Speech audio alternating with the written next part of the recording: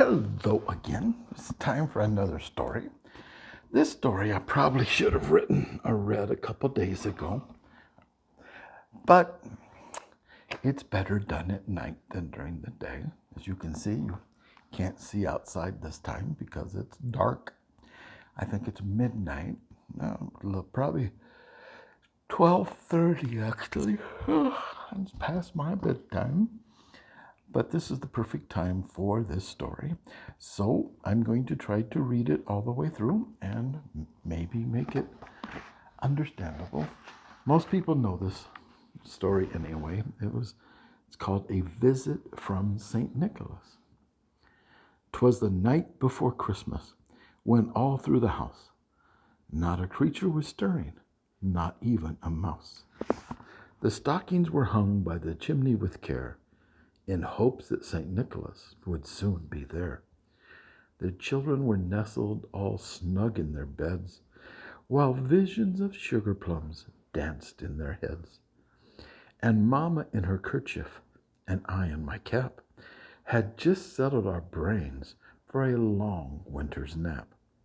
When out on the lawn there arose such a clatter, I sprang from my bed to see what was the matter.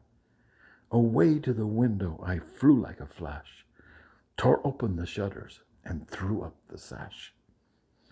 The moon, on the breast of the new-fallen snow, gave a luster of midday to the objects below.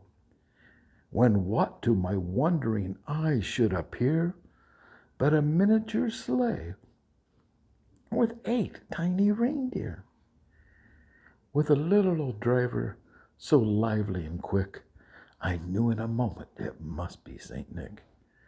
More rapid than eagles his coursers they came, and he whistled and shouted and called them by name.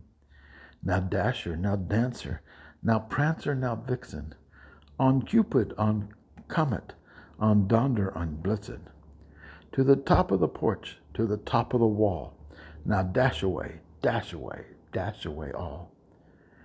As dry leaves that before wild hurricanes fly, when they meet with an obstacle, mount to the sky. So up to the housetop the coursers they flew, with a sleigh full of toys, and St. Nicholas too. And then in a twinkling I heard on the roof the prancing and pawing of each little hoof. As I drew in my head and was turning around, down the chimney St. Nicholas came with a bound. He was dressed all in fur, from his head to his foot, and his clothes were all tarnished with ashes and soot. A bundle of toys he had flung on his back, and he looked like a peddler just opening his pack. His eyes, how they twinkled, his dimples, how merry. His droll little mouth was drawn up like a bow, and the beard on his chin was white as the snow. The stump of a pipe he held tight in his teeth, and the smoke, it encircled his head like a wreath. He had a broad face and a little round belly that shook when he laughed like a bowl full of jelly. He was chubby and plump, a right jolly old elf, and I laughed when I saw him in spite of myself. A wink of his eye and a twist of his head soon gave me to know that I had nothing to dread. He spoke not a word, but went straight to his work, and filled all the stockings, then turned with a jerk, and laying a finger on the side of his nose, and giving a nod, up the chimney he rose. He sprang to his sleigh, to his team he gave a whistle, and away they all flew, like the dawn of a thistle.